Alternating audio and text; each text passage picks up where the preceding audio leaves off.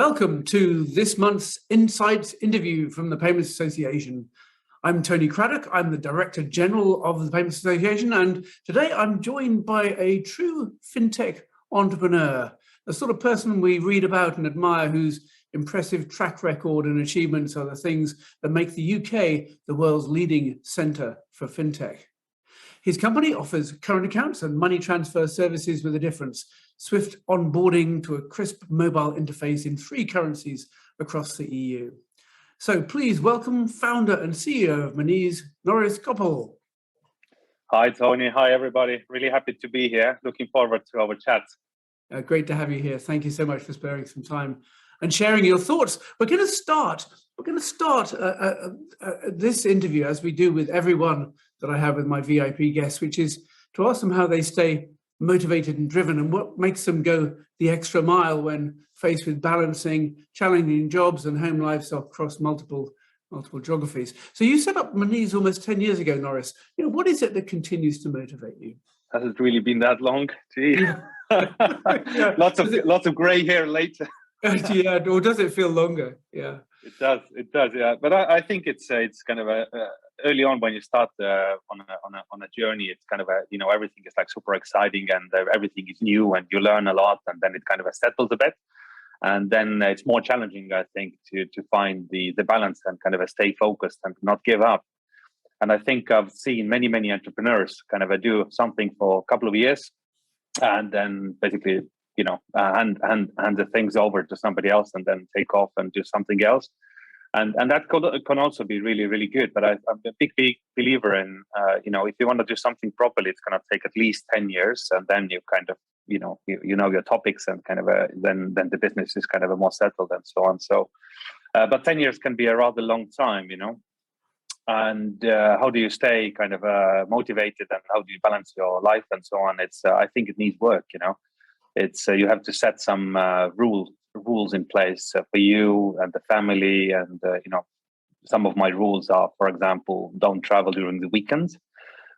Just always stay at home during the weekends, and then you gotta then set time aside for kids, like fixed amount of time, or do something that unites the family and kind of also take the missus out. In a regular way, and so these little rules, basically. Otherwise, you just get carried away. You do like 15 hours a day and every day, and you can do this easily 10 years and lose your everything in a process. And who wants that, right? So exactly, and you're unlikely to get the goals that you want to achieve anyway. I mean, the thing about a fintech founder is it's often seen as one of the most challenging things to do.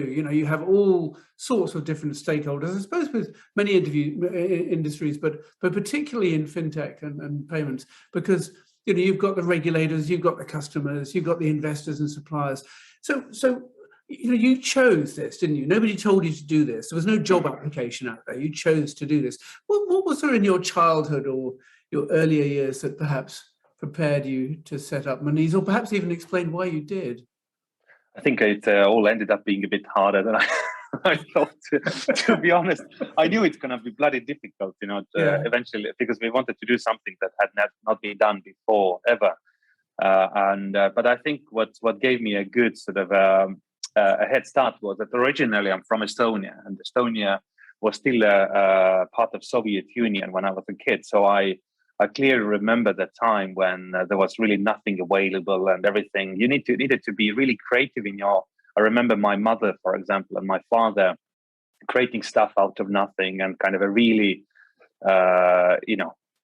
when you don't have a lot, then you have to be creative in many ways. And I think that sort of a resilience and creativity has really helped me a lot to succeed right now, because one of the things is you should never give up. You should keep going, and if you fundamentally believe in what you're trying to achieve, then you just need to stay on course, because the course is, there's many forces, regulators, competitors, people, technology, everything is constantly changing, and boards and investors and everything. So all the time there are changes, and if you are not willing to put in work, and if you're not resilient, it's very easy to kind of lose sight and kind of get sidetracked, and eventually go downhill. So I think having this sort of a DNA has helped me a lot, and I've seen other founders who are from these parts of the world. They have pretty good success rate actually when you compare globally. Yeah, isn't that curious? So the those with the, if you like, entrepreneurial DNA often are from your part of the world, and they come to the UK to base their businesses here, which is interesting, isn't it? Yeah, I mean, it's a pretty big country. You know, you got like 65 whatever number of million people here, and in Estonia you got 1.3. So it's kind of a pointless to do something in Estonia. You have to be thinking bigger. But I was thinking, so a big entrepreneur in Estonia is not very big. But yeah, I do get your point. I do get your point. I do wonder. You know, so. You said you didn't know it was going to be as hard as it has been. I mean, but is it different, you know, now that you're a decade in compared to what you expected it to be? Oh, it has massively changed, because when I started, I felt a bit silly really, because when I talked to banks and when I spoke to various vendors and so on, everybody, when I started talking about the idea of Monese, everybody's eyes went a bit blank. You know, they just didn't didn't grasp it, and it's surprising to me that people just did not see that anything like this could exist. But now, you know, fast forward whatever 9 years now, I think roughly, it's like everybody is like, oh yeah, I get it. You know, payments and kind of banks are willing to cooperate. I couldn't open even a simple bank account for Monese for years, to be honest. So in the UK, in the early years, we actually functioned without a UK bank account, believe it or not. So we, fintech, a neobank, offering consumers current accounts, but we as a corporation, we did not have a UK bank account. That's how hard it was. But that's the question is, has it got any better? Bit better, I think. Overall, I think also banks, where most of their resistance came from initially, I think they are now seeing that you know, this is a real thing. You know, that you got to partner a little bit. You know, it's not gonna. I think big banks are maybe not maybe, they are definitely taking this a lot more seriously than before. I think that is pretty clear. So. And there is actually quite serious money in it for them as well. So it's not just you know, silly little things. So this could actually be quite profitable for banks. So that's why they're also more collaborative, and they are really, I think, partnerships are the key here, and the fintech partnerships and bank partnerships it's a thing now. You know. Well, I'm going to come and talk about that in just a moment. But I would like you, if you could, for the listener, to. If you could identify one particular thing that was, if you like, the hardest thing that setting up and running a fintech, well, that perhaps you hadn't expected, you know, what was it that looking back at it, you wish somebody had told you? I think one of the big aha moments was for me really understanding that people fundamentally, they cave themselves into a little box and they stay within this comfort zone. And fundamentally, I underestimated how difficult it would be to bring these people out of their boxes. So to open their minds and make them believe that something else is possible as well. Wow, that's rather sad to hear. And it's still happening. That hasn't fundamentally changed, by the way. So it's a human nature, you know. Yeah, people, even those who claim to love the idea of change, it's still hard. It's still hard. I mean, I find it hard to change the language that I'm speaking. You know, you're multilingual, I imagine, and these sort of things that make change hard. But so very good. Now, let's touch now on something that I think has been a conversation that's been around in our industry for some time, but it's still there, which is about banks versus bank challengers. And I think of Monese, and I've got my Monese card here, and I've been checking it out. Really good interface. I was really impressed, and customer service has been great so far. So you're essentially challenging the banks. Is there room for everyone? And if not, what do you think are the qualities of the winners compared to the losers? If you are talking strictly about sort of the banks and neobanks, I think I don't think there is room for everybody. I think generally fintech, there is plenty of space, but if you ask how many more neobanks can you put into UK market, I think not a lot, to be honest, right? So we have seen multiple attempts by kind of a new players entering the market, and with a little bit of a marketing spend, you plaster your ads in London Tube, and then poof, it's gone again, right? So again, coming back to this sort of a resilience point. So I think fundamentally the existing players and any newcomers, really, what they need to identify is a really big sort of a problem that they're trying to solve that is not well done by anybody else, really. So it's fundamentally focusing on customer, solving their pain points. It's a basic business, right? So it's not nothing. It's not new what I'm saying, but many people think that they can launch something that actually is pretty much the same as everybody else, and I think they can succeed. Well, it takes a lot of money, even if you have a unique proposition and you're doing everything perfectly and you're solving a real pain. Running a neobank or launching a neobank, it will take a lot of money. And look at all the players in the space in the UK. Everybody has raised hundreds of millions, billions, right? So it's not a cheap thing to do. But it's interesting looking at even what a company such as Starling, one of our members, who've done, I think, phenomenally well. Anne Bowden's was a visionary in her time. They've just valued themselves in their latest raise at 2.6 billion, which is great to see. It's an indication of they're a multi unicorn. However, you look at the actual numbers behind this, and it's still quite challenging to be through to the other side of the profit window. So you're saying that there's not a lot more room for those sort of organisations. I think so. Yeah, I think right now UK market is massively crowded, and I get asked this question on almost on daily basis. How is Monese different? What makes you think you can succeed? And kind of how are you serving your customers differently and in a better way? So we have answers ready for that, but. Again, I'm thinking, I've seen many newcomers enter the market here and in Europe, and it is challenging. So, but if you're focusing on if you attack smaller areas, you're not trying to build the whole experience, but you focus on, credit or insurance and so on. This is where you can, do a lot. This is the area where lots of people can still enter and succeed and so on. So I fundamentally believe in that. But coming back to valuations. I think how many people have kind of winged it or been successful in terms of securing great valuations is that regardless of them having a bank license or not. I mean, if you're positioning yourself as a technology play and you are successfully able to sell this to investors that, look, we're actually a technology company, you should be looking at the future multiples, not today's multiples. Look at this growth and hockey stick and so on. Then this is possible, right? So this is then fundamentally possible, and investors then pricing you as a tech business, and this is where the billions come in. You look at purely on revenues today, and if you try to value these new neobanks with a bank license on that basis, you will end up, a few hundred million of valuation tops. Yes, I've got it. I think that makes a lot of sense. But it's interesting you talk about new entrants.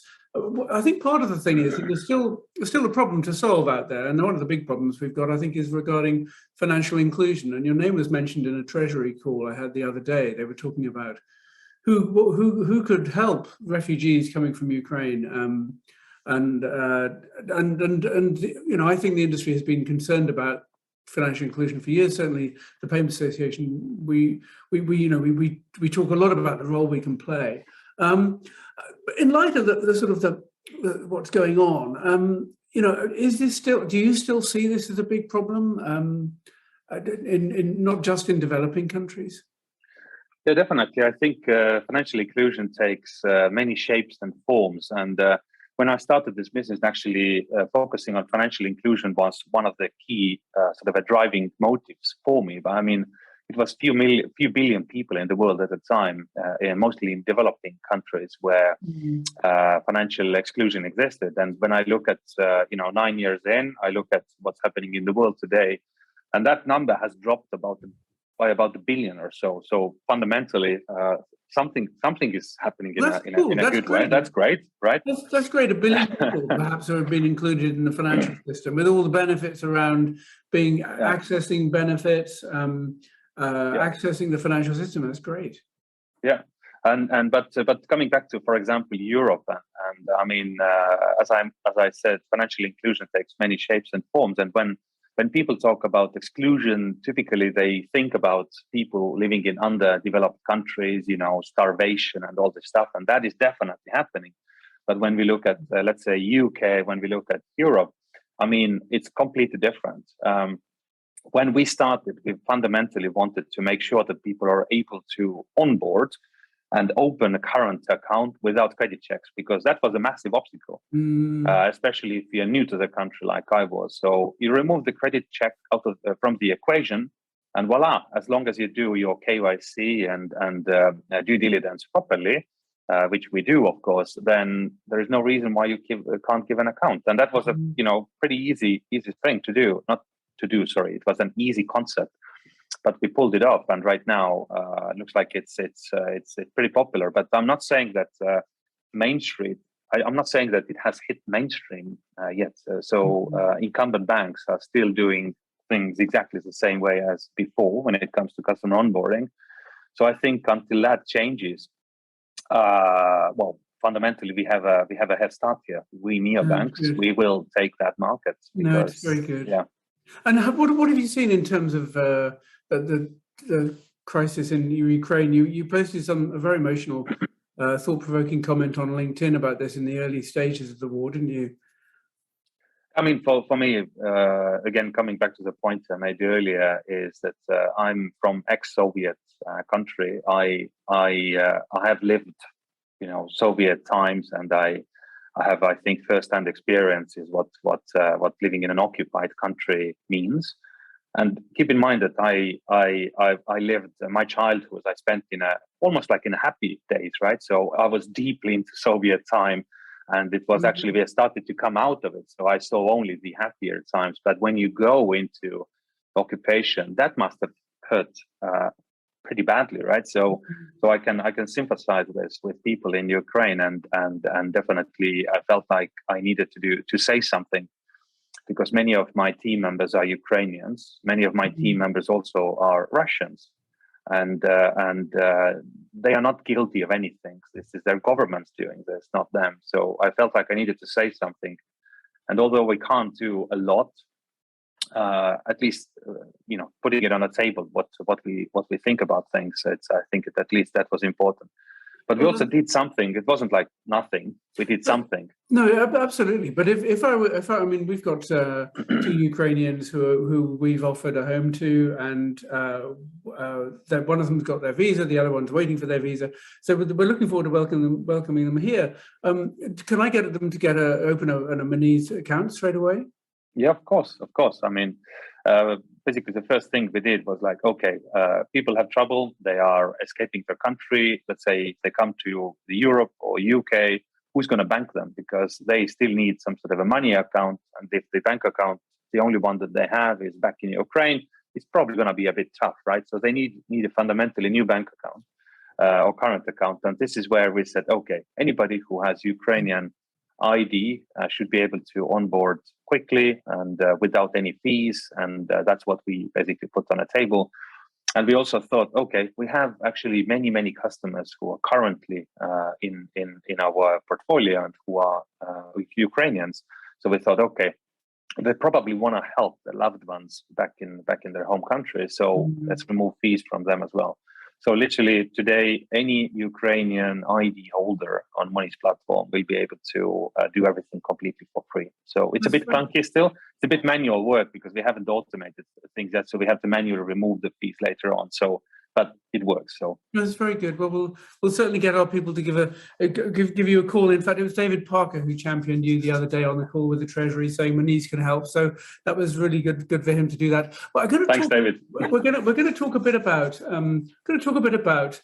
institutions such as Treasury, but regulators generally. I remember in the early days of prepaid when we were running a much smaller community. Amazed at how far we've gone, I think, in the regulators enabling our sector to thrive. They were doing a great job in those days. Do you still think they're doing a great job? And if not, why not? I think yes, because again, when I started, everybody used the word prepaid, and e-money really wasn't a thing beyond gift cards and truly prepaid cards. So I think we have really maxed out in terms of what can be done with electronic money, and regulators didn't see e-money back in a day the way they see it now. I mean, Monese. There are some others as well who are using e-money rails versus bank license. So definitely, I think regulator has come a long way at the moment, and I'm really happy that they did. So the industry has evolved massively. So yeah. No, I agree. I think they've been fantastic. I also think they're challenged with resource constraints and the pace of change. It's very, and the latest thing, which we think is hugely exciting, that we've been working on a project called A New Era for Money, published something at the Payments Association in February on this. And it was really about how we can help the UK move on the journey towards becoming a country that adopts digital currencies and all of the exciting possibilities that go alongside those, mindful of all the risks and concerns. And then, just a few weeks ago, Rishi Sunak announced that the UK will become a centre of excellence in stablecoins and NFTs particularly. What do you think of this announcement, and what does it mean for the UK? So before I answer that question, I think it is as long as we have a massive amount of talent here in the UK, fintechs and the talent, the regulator, FCA, for example, is more exposed to new ideas and innovation and pressure than any other regulator in Europe. And that is the dominant force, basically, behind the change. And they are forced to adapt. I'm not sure if they actually want to, but they are forced to adapt. And there is staff shortages and so on, maybe also because of that a little bit. But as long as the talent is here, and the UK keeps pushing the boundaries, FCA needs to change and understand and be on top of the game. As long as that is happening, then the talent will be attracted to London. It's attracted to the UK, and this is where UK has an ability to completely dominate the space. So I think that's what is believed to be true. And coming back to Rishi Sunak's announcement. And again, I think right now one could say, okay, you got this energy crisis, you got like people are, X, Y, Z, and you should be maybe diverting money into kind of helping people and so on. And this is all fair, right? But at the same time, I'm thinking, how do you stay on top of the game? You got to invest into the future now, not, if you take the funding away, put it somewhere else, it will never be enough. So you got to invest into the future. You got to believe that the future, you got to bet on something, right? So this is going to be a bet, and I think it's a good bet. We will see how it comes out and how much force is going to be put behind it. But having this announcement out and stable coins now being a serious thing on a sort of a governmental level, I think this is going to be a good thing. So I'm very positive about this. Well, that's really good to hear. I'm equally positive. I'm excited that they've decided to adapt the e-money regulations to allow us to issue stable coins, which essentially are it is electronic money, but it is of a different character. And I wouldn't be surprised if the FCA, who we're working with actually to help them understand what to do here, that the FCA finds themselves issuing something that we might call rather than EMI, it would be an SMI, a stablecoin money issuer.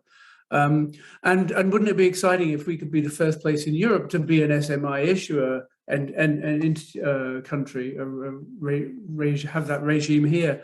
I think we've got 300 EMIs. We could have just equally as many SMIs, which would be exciting. Yeah, exactly. And then you're going to attract talent. I mean, people from all over the world will come here and they will create new businesses and they will pay taxes, and ultimately everybody benefits again. Exactly. Yeah. So finally, thanks so much, Norris, for sharing your insights on this Insights interview. For a few personal views for you, if you don't mind. I mean, What do you hope for the UK's payments industry? You know, now we're outside the EU, you know, but now we're experiencing the reality of what was perhaps, I think it was called Project Fear. And, you know, we have lost quite a lot of talent. We have lost quite a lot of companies.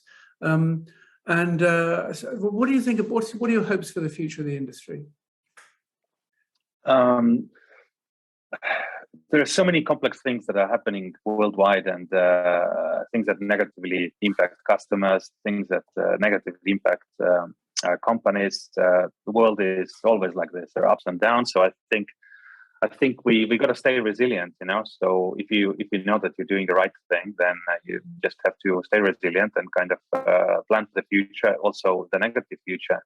And we at Monese also, for example, we know that we are aware of these cycles, so you've got to be preparing for those cycles in advance. And when you do so, then you survive any cold winters. And I believe year 2022 is one of those winters. So, and the worst is still to come, latest this year. So I think you got to prepare basically. But if you're focused on being resilient, I think then you will survive any cold winters. Yeah, very good. Resilience, wrap up warm. I think that's true for many people. And in terms of the Payments Association, you've seen us and observed us over the years. What do you think we should focus on in the months and years ahead? Focus on a customer. Focus on a customer, solve real problems. And it's tough, you know, it's much easier to do something else or not focus on real problems. But when you solve real problems, genuine problems, you will prevail, you will succeed, and we will all get stronger. Yeah, good advice. And finally, what advice would you give to a new graduate who approach you thinking about following in your footsteps? Very similar advice. So basically, find the real thing to find the real problem to solve. When you find success, stay humble. When you encounter any challenges in an ever-changing environment, stay resilient and never take no for an answer. Very good. Never take no for an answer. I love that as a closing remark. Thank you so much for sharing your insights with this Insights interview. Norris Koppel, the CEO and founder of Monese. Appreciate it very much. Thank you, Tony. Appreciate the time.